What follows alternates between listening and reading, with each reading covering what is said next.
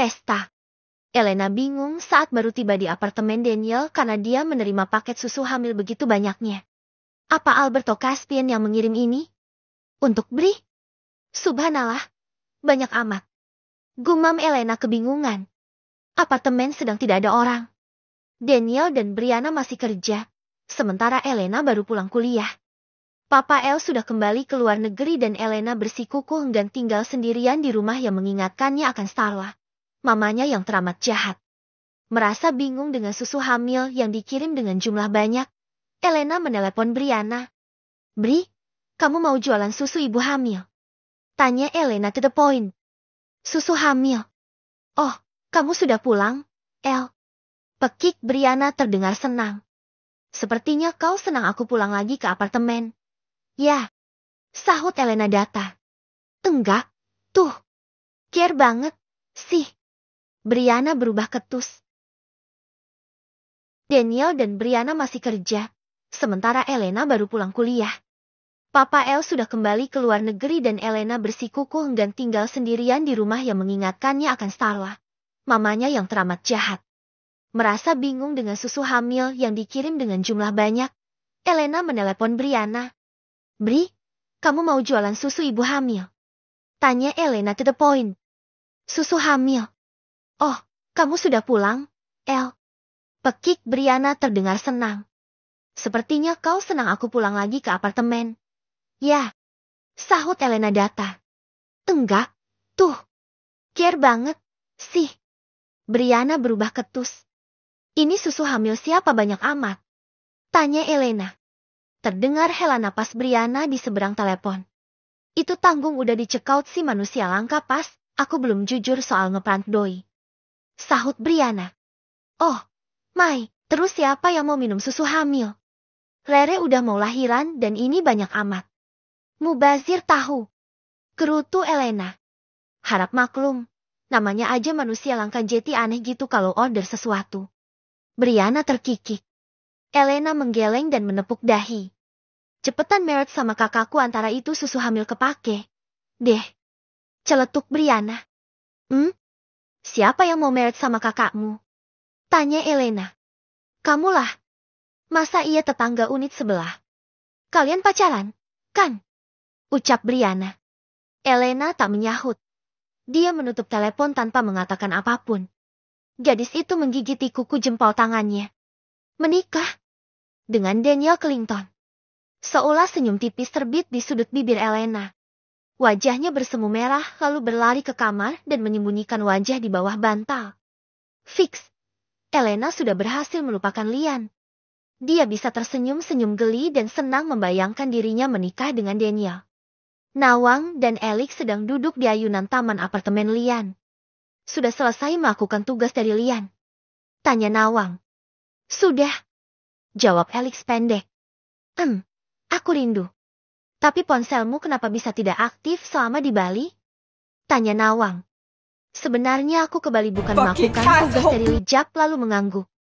Apa tidak masalah? Nawang menggeleng. Serius? Nawang mengacungkan dua jari tanda tidak masalah.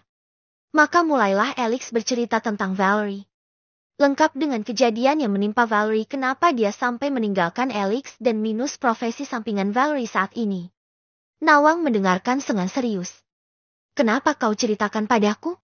Bisa saja kau tetap merahasiakan kisah masa lalumu dan bersikukuh kamu kembali karena memang melakukan tugas. Tanya Nawang kalem. Karena aku tak ingin menyembunyikan apapun darimu. Jawab Alex. Nawang manggut-manggut. Kasihan Valerie. Gumam Nawang sungguh merasa prihatin atas apa yang pelecehan yang dilakukan ayah tirinya pada Valerie. Jeti. Apa kau perasaanmu untuknya sudah selesai? Sudah. Jawab Alex. Demi apa? Demi cintaku padamu. Sahut Alex sungguh-sungguh. Nawang tersenyum.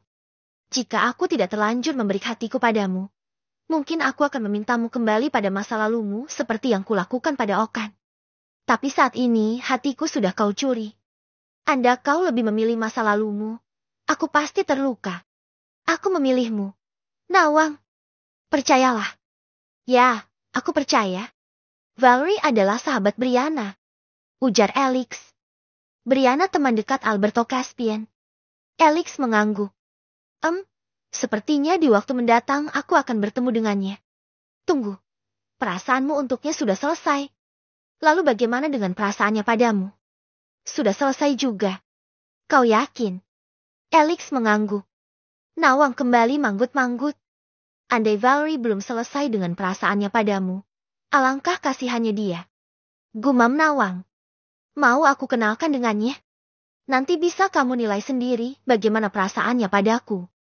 Mau pintar menganalisa karakter seseorang meski kebisaanmu masih kalah jauh dariku. Ucap Alex. Tidak usah. Biarkan pertemuan dan perkenalanku dengan masa lalumu berjalan dengan alami. Kalau memang aku dan dia harus bertemu, pasti nanti bertemu. Ucap Naawang. Oh, ya. Bagaimana kabar ibu-ibu yang mengintai rumah Tuan Sean? Tanya Alex mengalihkan pembicaraan. Yang habis siling sampai tak tahu kabar terbaru. Ledek Nawang. Ibu-ibu itu bukan siapa-siapa. Dia murni ibu-ibu yang pernah kerja di sebuah yayasan penyalur asisten rumah tangga. Ibu tersebut tertarik bekerja di rumah keluarga Dharmawangsa yang terkenal karena kedermawanannya, bahkan para pekerja dan pegawainya terjamin sandang pangan papannya dan juga masa depannya. Imbu Nawang. Lalu, tapi niat ibu itu urung saat Mbak Sri ikut mengorek keterangan tentang ibu tersebut.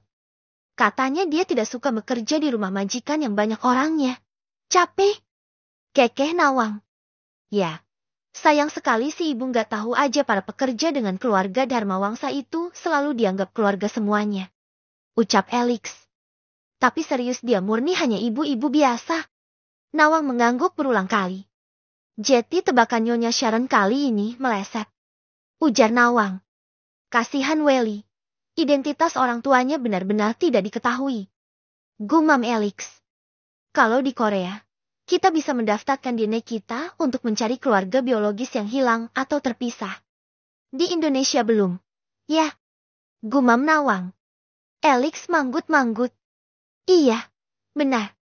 Menteri Kesehatan dan Kesejahteraan serta Menlu Korea bekerja sama dalam pengumpulan daftar DNA lalu dimasukkan ke database anak hilang milik Badan Kepolisian Korea. Keren? Ya. Timpal Alex. Alex dan Nawang selalu tidak pernah kehabisan obrolan.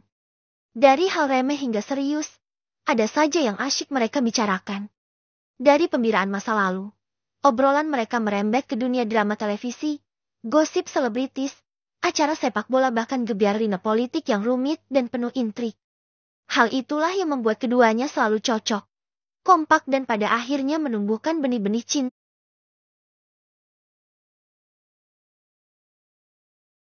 di antara mereka. Hingga waktu berlalu dan Lian memanggil mereka untuk bersiap-siap pergi ke tempat Lian sering menghabiskan waktu dengan para manusia kardus. Itu Nona Rengganis perut sudah besar masih saja ngidam. Nawang menepuk dahi melihat Rere tersenyum cerah berdiri bersama Lian di kejauhan. Ayo. Alex menuntun Nawang menghampiri Lian dan Rere. Sesaat sebelum Rere naik ke mobil, Elena dan kawan-kawan muncul. Elena menghambur ke pelukan Rere. Loh, kok tahu aku ada di sini? Tanya Rere. Tadi kami ke rumah mertuamu, tapi semua bikang kamu ada di apartemen suamimu. Jetia menyusul ke sini. Kamu mau kemana? Tanya Elena. Mau main ke tempat tongkrongan Lian. Jawab Rere. Kemana? Desis Elena pada Lian yang berdiri di sebelah Rere. Rere rindu masa kecilnya bersama para manusia kardus. Jawab Lian. Lah kalau tiba lahiran gimana? Ini udah bulannya. Loh. Ujar Elena. Bumil ngidamnya sudah lama.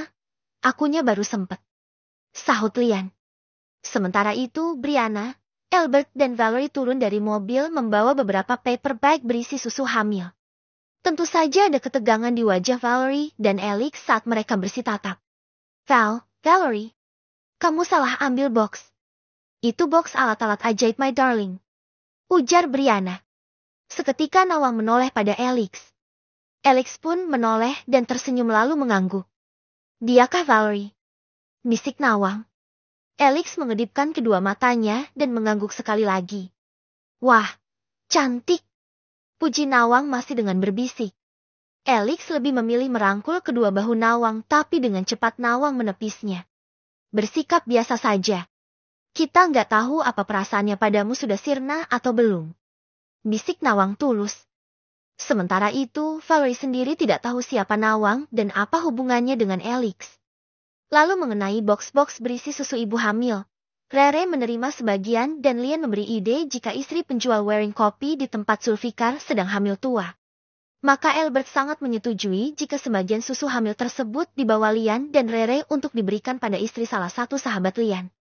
Alex pun sebetulnya ingin sekali mengenalkan Nawang pada Valerie tapi situasinya sedang kurang pas. Rere tidak diperkenankan berada di luar rumah sebelum maghrib tiba. Maka mereka harus segera pergi ke tempat yang diinginkan Rere. Albert dan Brianna serta Alex kembali pulang. Val, panggil Brianna di dalam mobil. Dia menoleh ke jok belakang. Sahut Valerie yang bersidekap melihat pemandangan gedung-gedung bertingkat di luar jendela mobil. Bagaimana perasaanmu pada Alex? Tanya Brianna pelan. Kali ini tubuhnya ikut berbalik ke belakang. Biasa saja. Jawab Valerie. Jangan dusta. Ujar Brianna. Valerie tersenyum getir dan miris. Dia dan aku sudah berada di jalan masing-masing. Masa lalu hanya akan menjadi masa lalu. Kuharap dia bertemu dengan seseorang yang mampu mengobati luka hatinya yang disebabkan olehku. Jawab Valerie, matanya terus memandangi pemandangan di luar jendela mobil. Brianna menghela napas lega. Dia tahu Valerie sedang mencoba berdamai dengan perasaannya sendiri. Ingin sekali memberitahu Valerie jika gadis tomboy yang berdiri di sisi Alex tadi adalah calon istri Alex. Tapi urung. Sepertinya bukan waktu yang tepat untuk memberitahu Valerie saat ini. Ponsel Valerie berdering. Dia tertegun sejenak. Siapa? Desis Brianna. Valerie tak menjawab. Dia hanya memperlihatkan layar ponsel pada Brianna. Angkat, angkat. Cepat angkat. Titah Brianna dengan senyum terkembang. Malas. Dia pasti ngajak aku makan malam. Sahut Valerie. Loh, kok malas? Kenapa?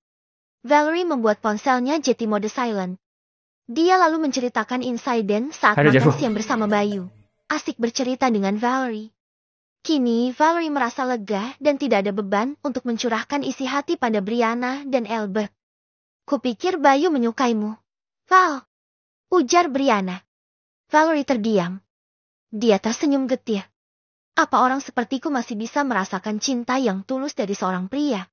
Brianna membelai kepala Valerie. Kenapa nggak bisa? Ada banyak lelaki seperti Bayu atau orang yang sedang menyetir di depan itu di dunia ini. Mereka tulus mencintai seorang perempuan tanpa peduli dengan masa lalunya. Kau tahu, Val, masa lalu Kak Nawang pun nyaris sama denganmu. Dia punya masa lalu yang kelam. Tapi Alex begitu tulus menerima dan menyayangi Kak Nawang. Kuharap kau pun bisa menemukan kebahagiaan. Brianna memeluk Valerie erat. Sahabatnya sejak masih duduk di SMU. Kini dia bisa kembali ngampus bersama di malam hari karena siangnya Valerie sudah bekerja di perusahaan milik Dan Perli mamanya Alberto Caspian. 3 minggu kemudian, perhelatan akbar digelar. Ada pesta meriah di ballroom hotel terbesar milik keluarga Dharma Wangsa. Pesta pernikahan Brianna Clinton dan Alberto Caspian. Aura kebahagiaan mewarnai seluruh ballroom. Brianna tersenyum bahagia bisa bersanding dengan si manusia langka. Terlebih Dan, wajahnya tampak berseri-seri. Anak lelaki yang dia khawatirkan selama ini dan dianggap tidak tertarik pada lawan jenis akhirnya menikah. Sean Dharma Wangsa dan Lanita Azelia tak kalah bahagia melihat bersatunya Albert dan Brianna. Pak, lihat Sri sibuk ngapain? Sih? Bisik Lani menggeleng melihat Sri yang mondar-mandir keluar masuk ballroom. Si kembar jeti piala bergilir. Dia khawatir Tiara kecengklak. Namanya banyak tangan yang bergantian minta gendong cucu kita. 2 kali Tiara kecengklak. Untung Sri bisa ilmu memijak. Lanita mengedarkan pandangan ke area ballroom. Dia menghampiri Isadora yang duduk bersama Rangga menikmati hidangan pesta. Sayang, Tiara dan Devandra di mana? Tanya Lanita. Sedang jetty endorse air mancur hotel ini. Dari tadi pada gantian minta difoto bareng si kembar. Dijagain Om Hilman sama Mbak Sri Andy the Jeng. Kok? Sahut Dora. Lanita segera keluar ballroom. Benar saja. Si kembar tampak ceria bergiliran difoto dengan beberapa kerabat dan tamu undangan. Bayi kembar Isadora memang sangat menggemaskan. Kedua bayi itu menjadi pusat perhatian kedua setelah kedua mempelai. Setelah ini sudah, ya. Pinta Sri memohon agar orang-orang yang meminjam si kembar segera mengembalikan Tiara dan Devandra pada Dore dan Rangga. Permohonan Sri berhasil. Dia segera mengamankan kedua cucu Shondharma Wangsa ke ruang pribadi dan segera memberi ASI beku yang sudah dihangatkan. Sri bernapas lega, terlebih lagi saat melihat si kembar tertidur karena kelelahan menjadi idola cilik di pernikahan Albert dan Brianna. Sri pun ikut tertidur. Sementara di luar ruangan pribadi dijaga ketat oleh beberapa bodyguard keluarga Dharma Wangsa. Keamanan si kembar memang ekstra ketat saat itu. Kembali ke dalam ballroom, suasana semakin meriah saja. Para tamu undangan bergantian berfoto dengan kedua mempelai. Kini tiba saatnya Brianna melempar bunga. Semua tamu undangan yang masih single berkumpul. Saat Brianna melempar bunga, bunga itu seketika jatuh di pelukan Nawang. Nawang terkejut lalu memeluk buket bunga tersebut dan dia pun dipeluk Alex erat. Di salah satu sudut meja tamu undangan, Valerie yang melihat hal itu tersenyum senang. Dia sudah tahu jika Nawang adalah calon istri Alex. Ehem. Bayu yang duduk di samping Valerie berdehem. Kalau aku berdiri di sana seperti Pak Albert, pakai taksido mahal lalu kira-kira siapa ya yang berkenan Jeti mempelai wanitanya? Ucap Bayu. Valerie menoleh. Apa kau serius tidak punya kekasih? Valerie balik bertanya. Bayu menggeleng. Carilah. Senyum Valerie. Sebetulnya tak perlu lagi mencari. Wanita itu sudah sangat dekat. Sahut Bayu. Valerie menoleh dengan wajah datar. Baguslah kalau begitu. Apa kau tidak bertanya siapa wanita yang kamu mau kuajak Jeti mempelai pernikahanku? Tanya Bayu. Tubuh Valerie membeku. Tapi lalu dia menoleh pada Bayu dan menatapnya lekat. Di sudut meja lain, ada Elena yang dan Daniel yang duduk hikmat tersenyum ke arah kerumunan Nawang beserta para single lainnya.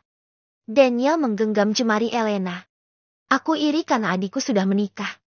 Elena yang diam saja jemari tangannya digenggam Daniel menoleh. Ya, kamu menikah juga. Dong. Apa kau mau menikah denganku? Tanya Daniel. Elena terdiam beberapa saat. Apa ini pertama kalinya kau melamar seorang gadis? Elena balik bertanya. Daniel mengangguk mantap. Mana cincin lamarannya? Elena cemberut. Daniel tersenyum renyah. Ini hanya simulasi lamaran. Sungguhannya akan kusegerakan. Daniel merebahkan kepala Elena di bahunya.